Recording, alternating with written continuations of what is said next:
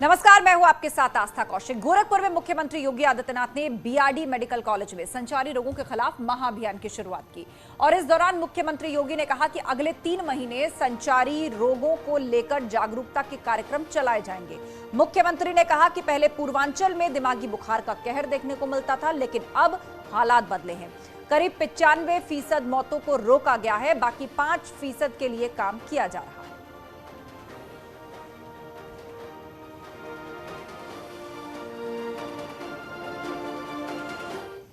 आज का ये अभियान अत्यंत महत्वपूर्ण है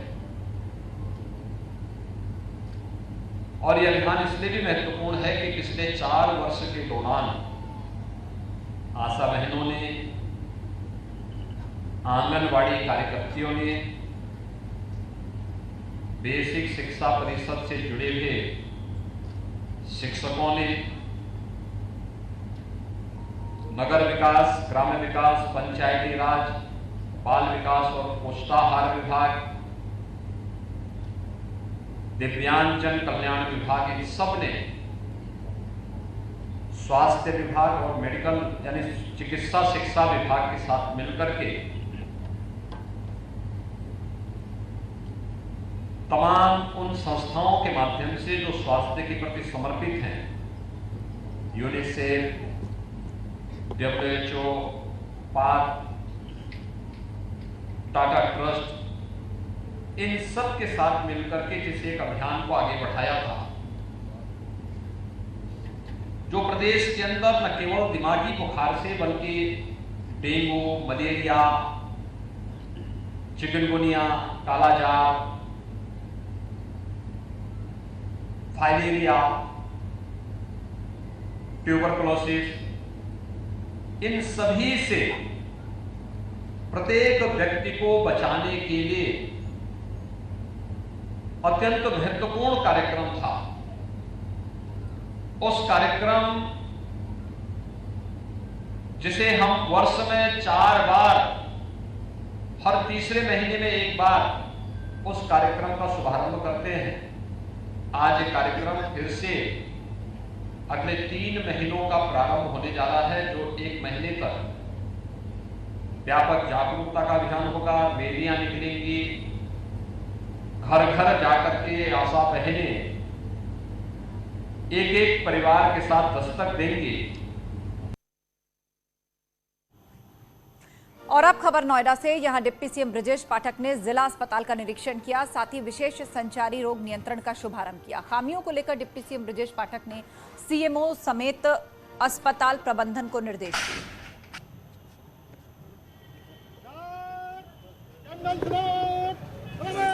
इसमें 10 विभागों का समन्वय किया गया है, जिसमें ग्राम विकास, पंचायती राज, स्वास्थ्य विभाग, नगर विकास विभाग जैसे 10 विभाग शामिल हैं। इनके माध्यम से जो मच्छर जनित रोग हैं उनको पनपने से हम रोकेंगे।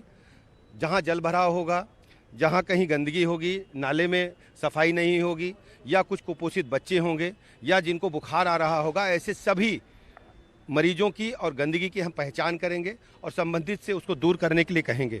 कुपोषित बच्चों को और जो बुखार के रोगी हैं या अन्य रोग हैं, उनके लिए हम स्वास्थ्य केंद्र तक ले जाकर उनका इलाज सुनिश्चित करेंगे। ये अभियान पहले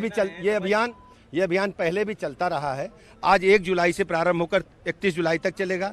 इस अभियान से हमें बड़ी सफलता मिली है। जापानी इंसेफ्लाइटिस, डेंगू, मलेरिया जैसे जो मच्छर जनित रोग हैं, उन पर हमें काबू करने में सफलता मिली है।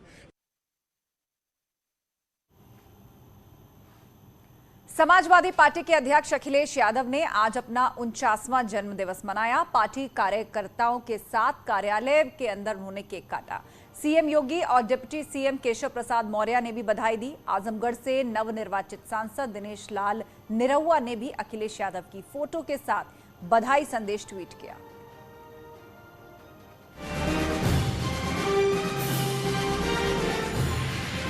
अखिलेश यादव के जन्मदिन पर देश भर के एसपी नेता कार्यकर्ता लखनऊ आए। केरल से आए एसपी नेताओं ने अखिलेश यादव को अंगवस्त्र भेंट किया। केरल के पारंपरिक सिल्क की शॉल को पहनाकर सम्मानित किया, तो तमिलनाडु के कार्यकर्ताओं ने भी मुकुट और फूलों का हार पहनाकर स्वागत किया। आंध्र प्रदेश के कार्यकर्ताओं ने भी अंगवस्त्र और तिरुपति बालाजी का प्रसाद अखिलेश को दिया और मंत्रोच्चार के बीच कलावा बांधते हुए जन्मदिन की शुभकामनाएं दी। इस मौके पर मुख्यमंत्री योगी आदित्यनाथ ने ट्विटर पर बधाई संदेश लिखा। उत्तर प्रदेश के पूर्व मुख्यमंत्री श्री अखिलेश यादव जी को जन्मदिन की हार्दिक शुभकामनाएं। आजमगढ़ के नवनिर्वाचित बीजेपी सांसद और भोजपुरी अभिनेता दिनेश लाल यादव उर्फ निरहुआ ने भी अखिलेश यादव की फोटो के साथ बधाई दी।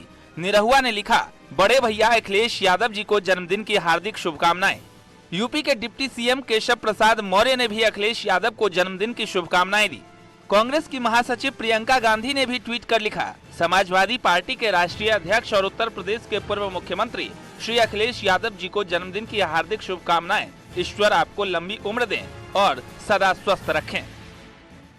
उत्तर प्रदेश में हाई स्कूल और इंटर के टॉपर्स को आज अखिलेश यादव ने सम्मानित किया है, बच्चों का मनोबल बढ़ाया है।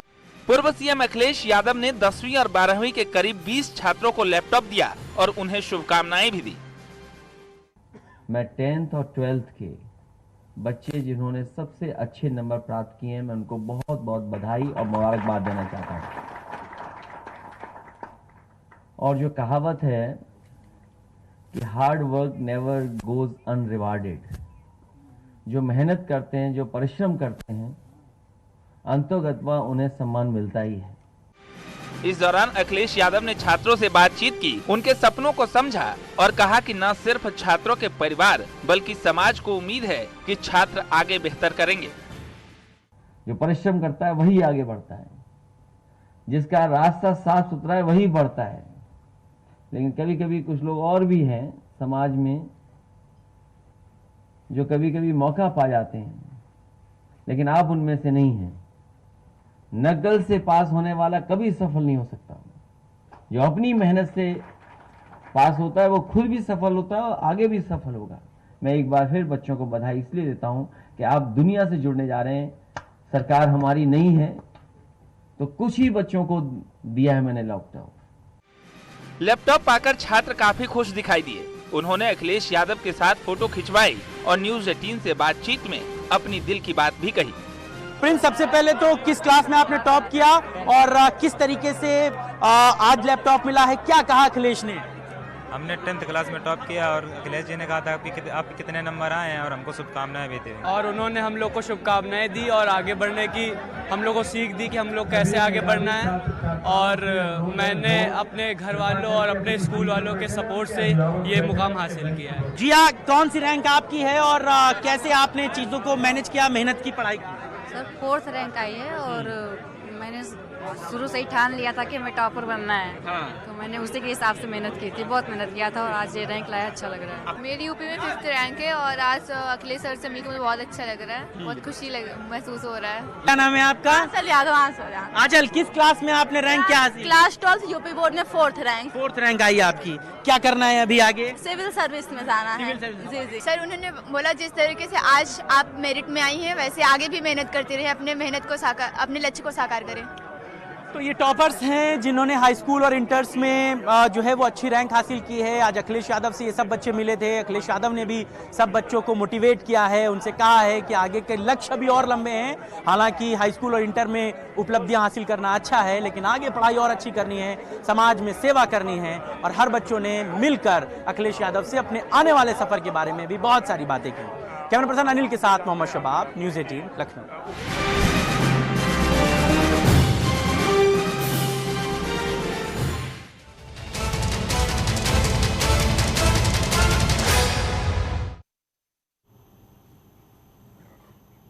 और अब अगली खबर का रुख करते हैं। एकनाथ शिंदे जो कभी ऑटो रिक्शा चलाते थे, अब महाराष्ट्र के मुख्यमंत्री हैं। इस पर ऑटो चालक क्या सोचते हैं? ऑटो चालक से महाराष्ट्र के सीएम तक एकनाथ शिंदे के सफर को कैसे देखते हैं, इस रिपोर्ट से समझिए।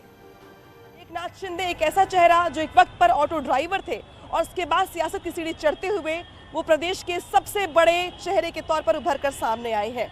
तो इस वक्त हमारे साथ मौजूद है राजधानी लखनऊ में कुछ ऑटो ड्राइवर्स, जिनसे हम बात करेंगे और ये जानने का प्रयास करेंगे कि वैसे तो चलाते हैं ये ऑटो, लेकिन आंखों में सपने किस तरीके के, उसको पूरा करने के लिए ये प्रयास किस तरीके से कर रहे हैं। और जिस तरीके से एकनाथ शिंदे मुख्यमंत्री की पद की शपथ लिए हैं, क्या इनके लिए उम्मीदें अब ज़्यादा बढ़ गई है? क्या सोचते हैं ये और एकनाथ शिंदे को लेकर? आप बताइए, महाराष्ट्र के जो मुख्यमंत्री पद की शपथ लिए हैं वो एक वक्त पे ऑटो ड्राइवर थे, क्या सोचते हैं इसको लेकर? हाँ तो मैडम अच्छी बात है ये, एक ऑटो वाले ने इतना कुछ मुकाम हासिल किया है। कहते हैं कि ऑटो वाले हैं, ऑटो ही चलाएंगे, लेकिन उन्होंने क्या एक नज़ीर पेश किया, उदाहरण पेश किया कि अगर सोचे और चाहे तो कुछ भी कर। मैडम संघर्ष उनने तो किया, तब तो इस मुकाम पे पहुँचे ना।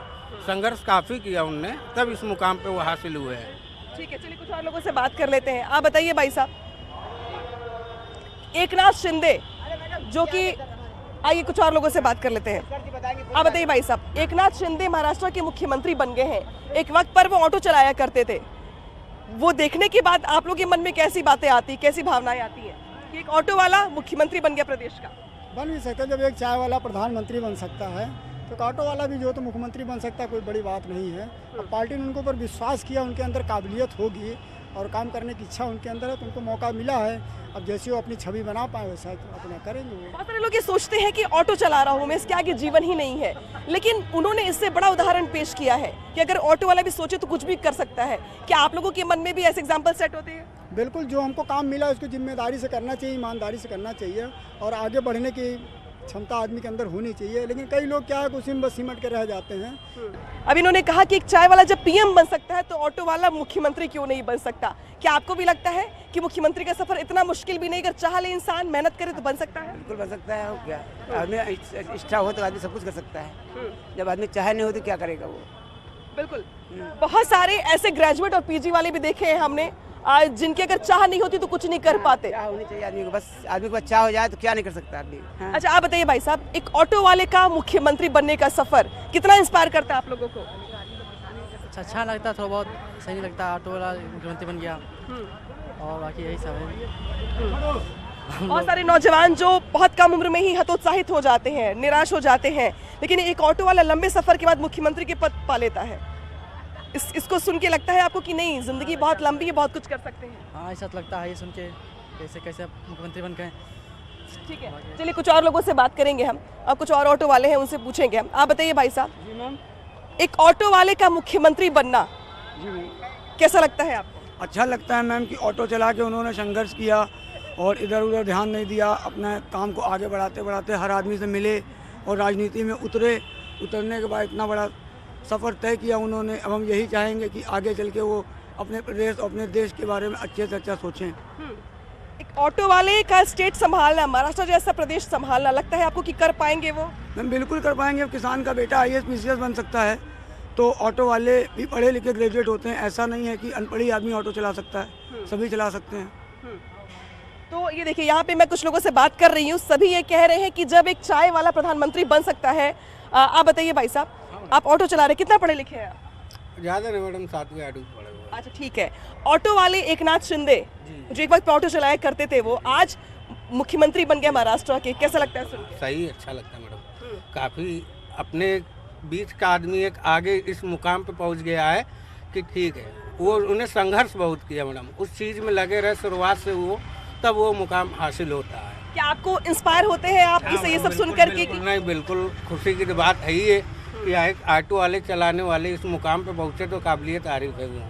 ठीक है, तो यहाँ पे लोग हैं जो वो कह रहे हैं कि उनको जानकारी है, वो राज्य संभाल सकते हैं। अच्छा बताइए सरदार जी, एकनाथ शिंदे जो है महाराष्ट्र के मुख्यमंत्री बन गए हैं, एक वक्त पर वो ऑटो चलाया करते थे, अभी आपकी भी ऑटो है खुद की, लगता है आपको कि ऑटो वाले का मुख्यमंत्री बनने का सफर कितना इंस्पायर करता है आपको? बहुत इंस्पायर करता है। एक गरीब तबके से उठ के आदमी बड़ा हुआ, उसके बाद CM की कुर्सी तक पहुंच गया। लोगों के मन में सवाल है कि एकनाथ शिंदे जो कभी ऑटो चलाया करते थे, लंबा सफर तय किया, महाराष्ट्र जैसा राज्य संभालना, लगता है आपको संभाल पाएंगे वो? जी बहुत अच्छे से संभाल पाएंगे, क्योंकि वो एक छोटे तबके से उठ के आए हैं, तो वो एक छोटे तबके की समस्याओं को जानते हैं कि कैसी समस्याएं होती हैं। जो बड़ा होता है, जो बड़े से जैसे किसी मुख्यमंत्री का बेटा बन गया तो उसको नहीं मालूम होता, ये वो छोटे तबके से आए तो उनको छोटा सब कुछ मालूम होगा कि कैसे किस समस्या को उन्होंने सुलझाना है। अच्छा, आप लोग चूंकि ऑटो चलाते हैं तो मैं जरूर पूछूंगी कि बहुत सारे लोग कम उम्र में बहुत निराश हो जाते हैं, सोचते हैं कि वो जिंदगी में कुछ नहीं कर पाएंगे।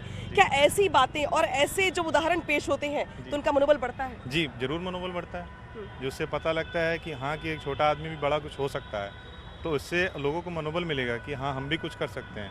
आप कितना पढ़े लिखे हैं? जी मैं तो इंटर पास। जी, तो ये ऑटो वाले जो है वो इंटर पास है, ऑटो चलाते हैं, और देखिए इनका भी कहना है कि ऐसी जब घटनाएं सामने आती हैं तो जो लोग बहुत कम उम्र में निराश हो जाते हैं सोच करके कि वो कुछ नहीं कर पाएंगे, तो एकनाथ शिंदे से उनको सबक लेना चाहिए, सीखना चाहिए। और रुकेंगे एक ब्रेक के लिए। खबरों का सिलसिला जारी है, आप जुड़े रहिए हमारे साथ।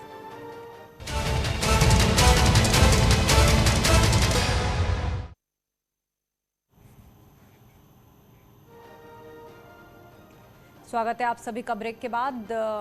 बढ़ते हैं आगे।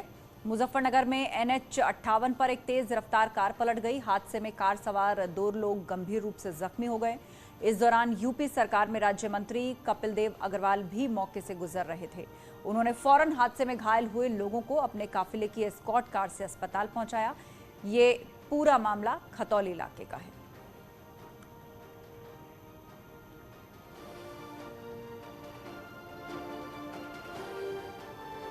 अगली खबर की ओर बढ़ते हैं। खबर औरैया से है।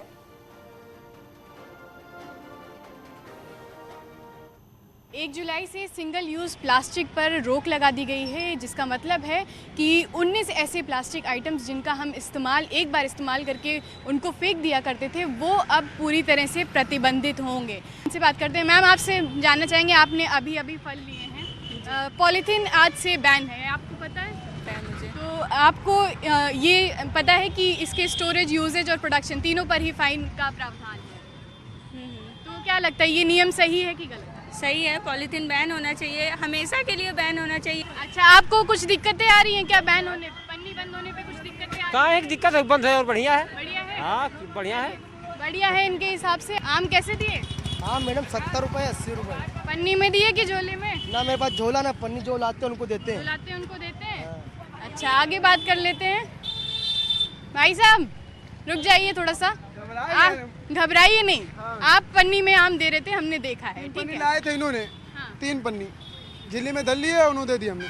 तो नियम है आज से कि आज से पन्नी नहीं इस्तेमाल। जी मैम, पन्नी हमारे पास है नहीं, हमने धरने बंद कर दिया। इन्होंने 3 पन्नी लाई, हमने कहा टिप्पा दे दीजिए। पन्नी आपके पास है, खैर, लेकिन कोई बात नहीं, बची हुई है अभी। आगे से इस्तेमाल करेंगे कि नहीं? नहीं, आप नहीं होगा मैम, नहीं होगा बिल्कुल। क्या लगता है ये नियम पब्लिक के फायदे के लिए बनाया? जिस तरह का प्रकृति बदल रही है जिस तेजी से, तो क्या लगता है कि ये नियम सही है कि गलत? है तो सही मैम, मगर इसको कोई हटा नहीं पाएगा। पन्नी बेचने वाले नहीं हटा पाएंगे, हम लोग तो खरीदने वाले हैं, आम आदमी है।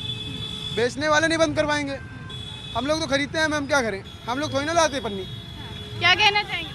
कह रहे हैं मैम, जैसे कि लेने वालों को भी समझना चाहिए कि मुझे पन्नी नहीं चाहिए तो हम लोग रखना बंद कर देंगे। अगर मेरे पास रहेगी तो हम देंगे, कस्टमर तो आराम ढूंढता ही है। अगर कस्टमर से बात कर लेते हैं। आप अभी लेकर गए हैं पन्नी, आपने पन्नी में सामान लिया, हमसे ज्यादा जुर्माना तो आपको आपकी जिम्मेदारी बनती है कि नहीं?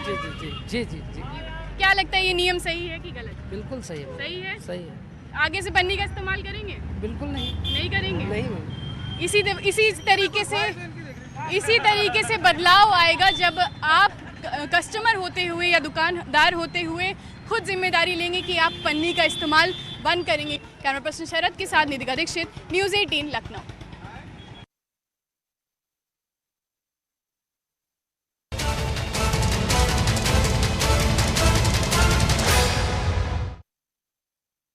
यात्रा भगवान